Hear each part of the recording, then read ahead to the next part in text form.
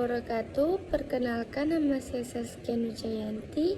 Saya dari kelas 1A dari Prodi Pendidikan Agama Islam.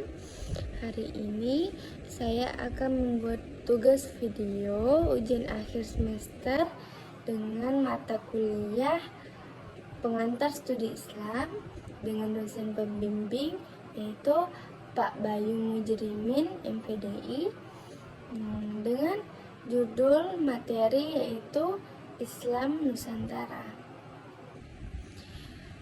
Sejarah Islamisasi Nusantara.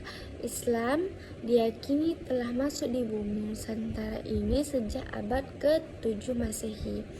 Islam masuk melalui pantai barat Sumatera, tepatnya di Barus.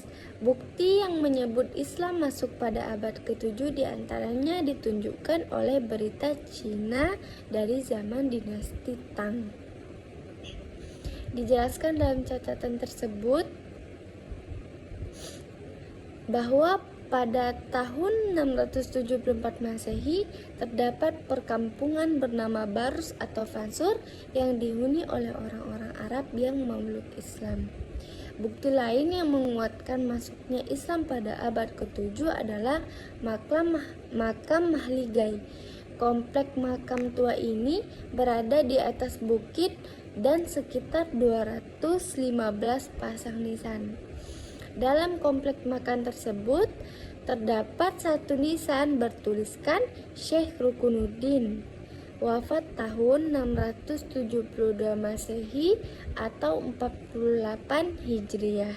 Artinya hanya selisih satu abad setelah kelahiran Nabi Muhammad SAW. Selain makam, bukti masuknya Islam juga terdapat benda-benda kuno bersejarah seperti perhiasan, mata uang dari emas dan perak, prasasti dan fragmen area. Metode penyebaran Islam di Nusantara. Yang pertama, jalur perdagangan. Yang kedua, jalur pernikahan, jalur pendidikan, jalur akulturasi budaya, dan jalur politik. Kearifan lokal Islam Nusantara. Kearifan lokal Islam Nusantara merujuk pada nilai-nilai, tradisi, dan praktik keislaman yang berkembang di Indonesia dengan mengintegrasikan ajaran Islam dengan budaya lokal. Islam Nusantara adalah bentuk Islam yang khas di Indonesia, yang menekankan harmoni antara ajaran agama dan kearifan lokal masyarakat setempat. Konsep ini mencerminkan bagaimana Islam diterima, dipahami, dan diamalkan oleh masyarakat Indonesia tanpa meninggalkan identitas budaya mereka. Beberapa contoh kearifan lokal Islam Nusantara. Yang pertama, akulturasi budaya dan Islam. Yang kedua, tradisi keagamaan lokal. Yang ketiga, gotong royong dalam kehidupan sosial, pakaian adat bernuansa Islami, hukum adat yang sejalan dengan syariat, tradisi ziarah kubur, seni dan sastra Islami, tradisi lebaran dan halal bihalal, moderasi beragama, penghormatan terhadap alam. Kritik dan perdebatan tentang Islam di Nusantara. Istilah Islam Nusantara sering diperdebatkan karena perbedaan pemahaman mengenai Islam, latar belakang pendidikan, dan keilmuan. Berikut beberapa kritik dan perdebatan mengenai Islam Nusantara. Islam sudah sempurna. Beberapa orang berpendapat bahwa Islam sudah sempurna dan tidak perlu lagi ditambah dengan embel-embel. Label Nusantara memicu stigma negatif. Beberapa orang berpendapat bahwa label Nusantara akan memicu stigma negatif dan kerancuan. Islam Nusantara mengerdilkan Islam.